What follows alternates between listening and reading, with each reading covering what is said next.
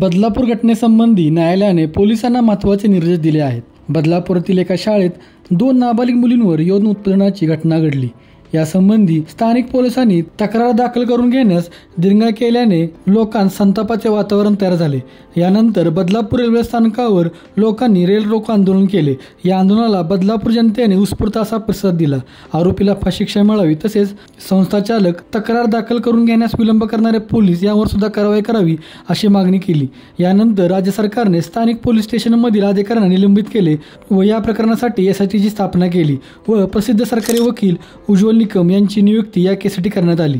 या प्रकरणाची दखल बॉम्बे हायकोर्टाने घेतली व बॉम्बे हायकोर्टाने सुमोटो केस दाखल करून घेतली। यावर तातडीने सुनावणी आज करण्यात आली।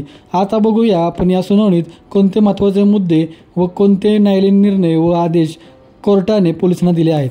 कोर्टाने सरकारी यंत्रणेकडून एफआयआरची प्रत आणि प्रकरणाशी संबंधित दस्तावेजांची मागणी केली। यामुळे कोर्टाला प्रकरणाची सखोल माहिती मिळेल। यानंतर महाराष्ट्र राज्याचे महाधिवक्ता बिरेंद्र सराफ यांनी कोर्टाला सांगितले की यासाठी आता तपास सुरू केला आहे व आरोपीला अटक केलेली आहे। यानंतर कोर्टाने विचारले की नाबालिग मुलींचे कलम 164 अंतर्गत जबाब नोंदवले गेले आहेत का। त्यानंतर महाधिवक्त्याने सांगितले की हे बयान किंवा हे जबाब आजच नोंदवले जातील। यावेळी कोर्टाने स्पष्ट केले की नाबालिग मुलींची वैद्यकीय तपासणी पूर्ण झाली आहे, परंतु मुलींच्या कलम 164चा जबाब घेण्याची प्रक्रिया सुरू नाही। यानंतर कोर्टाने विचारले की शाळेने यासाठी कोणती कारवाई केली आहे का आणि संबंधित अधिकाऱ्याविरुद्ध कारवाई झाली आहे का। नंतर महाधिवक्ता बिरेंद्र सराफ यांनी सांगितले की एफआयआरच्या आधारावर शाळेने तक्रार केली आहे, परंतु शाळेच्या संबंधित अधिकाऱ्याविरुद्ध कारवाईची आवश्यकता आहे व ती सरकार नक्की करेल। त्यानंतर कोर्टाने राज्याने पीडित मुलींच्या काउन्सिलिंगसाठी कोणते उपाययोजना केल्या आहेत याची माहिती मागवली। कोर्टाने असे म्हटले की पीडित मुलींच्या सुरक्षेसाठी थेट उपाययोजना होणे आवश्यक आहे आणि यासाठी कोणतीही तोडजोड केली जाऊ नये। कोर्टाने बदलापूर पोलिसांनी प्रकरण गंभीरतेने घेतले नाही यावर टीका केली, तसेच तपासाच्या गतीवर सुद्धा प्रश्नचिन्ह उपस्थित केले।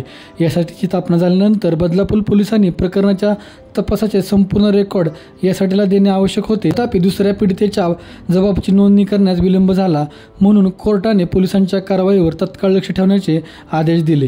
तसेच कोर्टाने निर्देश दिले की पीडित मुलीच्या व त्याच्या कुटुंबियाचे काउन्सिलिंगची तातडीने व्यवस्था केली जावी आणि पीडित मुलीच्या सुरक्षेची खात्री केली जावी। बदलापूर शाळेतील प्रकरणाने समाजाला मोठा धक्का दिला आहे। न्यायालयाने प्रकरणाची गंभीरतेने दखल घेतली आहे आणि पीडित मुलीच्या सुरक्षा न्यायासाठी अत्यंत सावधगिरी बाळगली आहे। आता कोर्टात पुढील सुनावणी 27 ऑगस्ट 2024 रोजी दुपारी 2:30 वाजता होईल आणि या प्रकरणाची प्रगती तेथे तपासली जाईल। पीडित मुलींच्या हक्कांचे संरक्षण आणि न्याय सुनिश्चित करण्यासाठी कोर्टाने सर्व उपाययोजना सुनिश्चित करण्याचे आदेश दिले आहेत। मित्रांनो, हा व्हिडिओ आपणास कसा वाटला आम्हाला नक्की कळवा आणि असेच नवीन अपडेट्स आम्ही तुमच्या पुढे घेऊन येत राहू। धन्यवाद।